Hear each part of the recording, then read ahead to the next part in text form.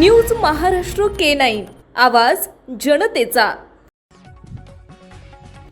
राज्यातील प्रत्येक क्रीडांगणावर स्वच्छतागृह, चेंजिंग रूम, प्रकाश योजनांसह सीसीटीव्ही सुविधा अनिवार्य करण्याबाबत उपमुख्यमंत्री सुनेत्रा अजित पवार यांचे निर्देश। महाराष्ट्रातील महिला खेळाडू विविध क्रीडा प्रकारांमध्ये राष्ट्रीय आणि आंतरराष्ट्रीय स्तरावर उल्लेखनीय कामगिरी करत आहेत।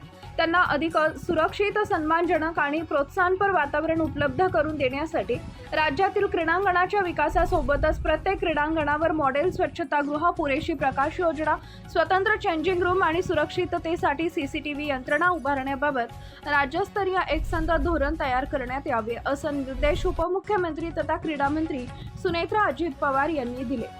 सन 2026च्या अर्थसंकल्पीय अधिवेशनात राज्यातील क्रीडांगणावर महिला खेळाडूंसाठी स्वच्छतागृहांची सुविधा उपलब्ध करून देण्याबाबत विचारण्यात आलेल्या तारांकित प्रश्नावरील आश्वासनाच्या अनुषंगानं सह्याद्री अतिथीगृह इथं उपमुख्यमंत्री सुनेत्रा अजित पवार यांच्या अध्यक्षतेखाली बैठकीचं आयोजन करण्यात आले होते।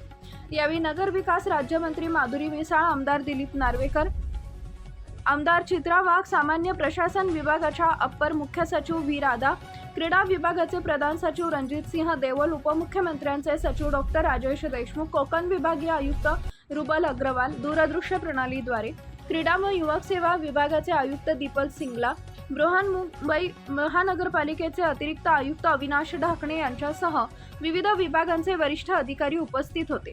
बैठकीत मार्गदर्शन करताना उपमुख्यमंत्री सुनेत्रा अजित पवार म्हणाल्या की राज्यातील महिला खेळाडूंना प्रोत्साहन देण्यासाठी शासनाच्या वतीने विविध योजना राबवण्यात येत आहेत। महिलांना सुरक्षित आणि सक्षम वातावरण मिळावं यासाठी आवश्यक त्या सुविधा व तरतुदी करण्यात येत आहेत। क्रीडा क्षेत्राला उभारी देण्यासाठी सक्षम पायाभूत सुविधा, दर्जेदार प्रशिक्षण व्यवस्था, आर्थिक पाठबळ, पोषण, प्रशिक्षकांचे मार्गदर्शन, सुरक्षित वातावरण आणि सामाजिक स्वीकार या बाबी अत्यंत महत्त्वाच्या आहेत। त्या पुढे म्हणाल्या की महाराष्ट्र शासनाने क्रीडा क्षेत्रात व्यापक सुधारणा करण्याचा निर्णय केला असून नव्या क्रीडा धोरणाद्वारे खेळाडू केंद्रित दृष्टिकोन स्वीकारला आहे।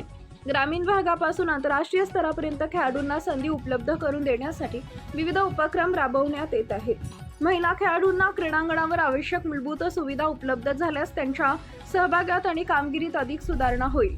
राज्यातील सर्व क्रीडांगणावर महिला खेळाडूंसाठी आवश्यक सुविधा निर्माण करण्यासाठी एकसूत्रता राखत संबंधित सर्व विभागांनी परस्पर समन्वयाने काम करावे, तसेच याबाबत कृती आराखडा तयार करून त्याची प्रभावी अंमलबजावणी करावी, असे निर्देशही उपमुख्यमंत्री सुनेत्रा अजित पवार यांनी यावेळी दिले।